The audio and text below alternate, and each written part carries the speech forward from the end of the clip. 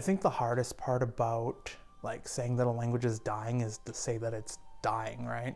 I'm not of that mentality at all. It's like languages don't die, they just kind of go to sleep or they go into hibernation.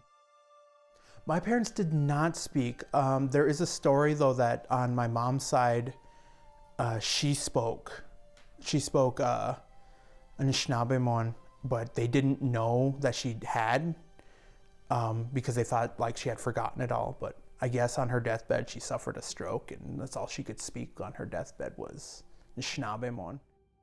I was born in Le Courte, raised by both my parents. Both my parents were raised Catholic. I remember just going back, like as far back as like high school, being really passionate about learning the language. An elder by the name of Ruth Corbine.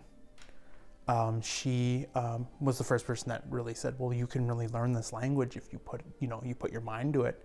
And I just remember like grinding out, learning words. And then I ended up going to community college for a period. And I met a man named David Bisonet. And that guy, he scared the hell out of me because he didn't speak any English to us in the classroom. And it was my first real experience, right, of like, this is what learning a second language is like. So I dropped out of that class. You could say that I ran away from it. I didn't want to deal with it.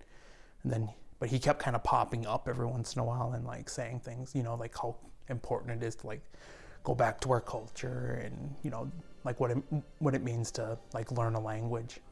And it was basically a challenge. So I was like, well, I'm not really one to back down for a challenge, am I? So I came back and me and him like got really close, like towards the end of, like by the time I graduated in 2010.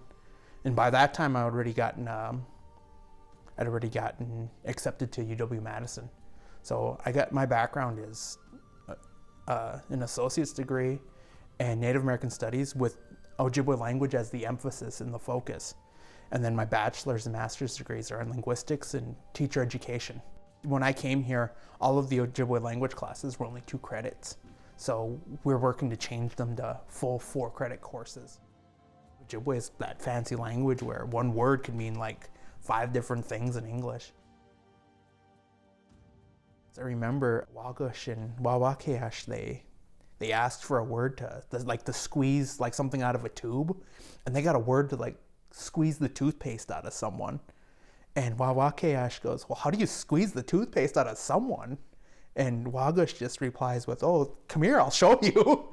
And it's just like here, like it's like it's not just toothpaste, it's like that oil or that liquid that comes out of tubes. It's just like it's the humor in the language almost, and that's what's fascinating to me about it.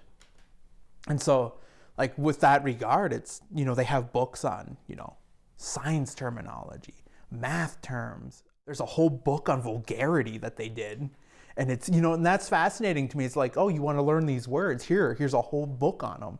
Here's how here's how to here's the word for the Dewey Decimal System. Here's a decimal point. And I don't know any of those words because they're like 17 syllables long, but but that's proof that the language is evolving and it's growing. But if I get like 45 seconds of silence, I'll turn to one of them. It's a gina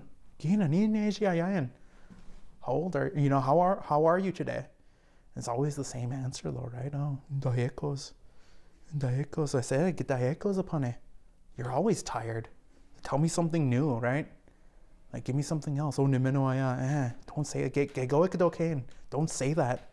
I don't like hearing that because it's the go-to answer, right? It's like, I'm not here to hear you say you're well. I want you to tell me how you're feeling. That's how you use the language. So I'll tease them about, nimenoaya.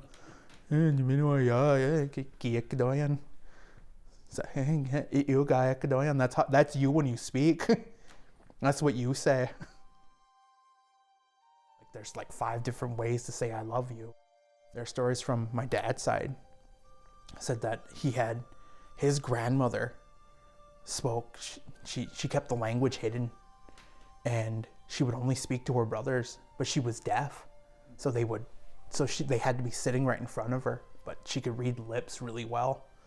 And So she would have conversations with them in Ojibwe.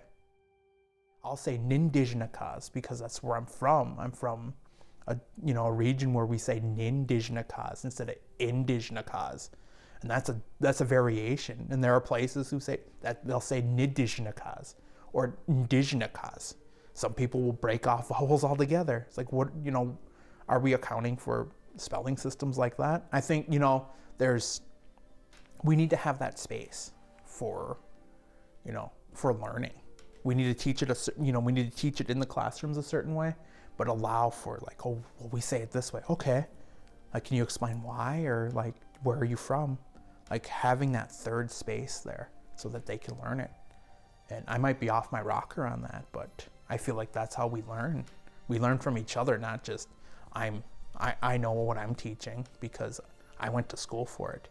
No, this person's got some knowledge of the language. How do you say it? Funding for this program is brought to you by the Arts and Cultural Heritage Fund and the citizens of Minnesota.